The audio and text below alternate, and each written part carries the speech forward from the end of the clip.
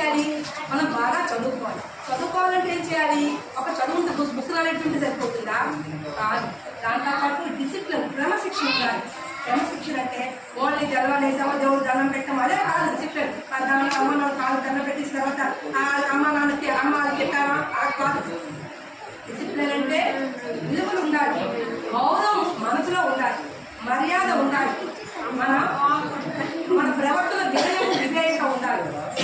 ఒకే మాటలు చెప్తే కాదు, స్వాగతం చెప్తే సరిపోదు.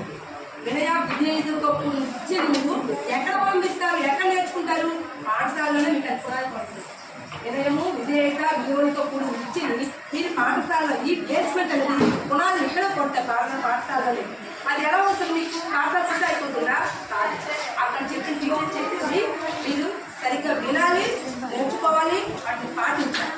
అటువంటి అప్పుడే మీరు ఉత్తమమైన విద్యార్థులుగా మీరు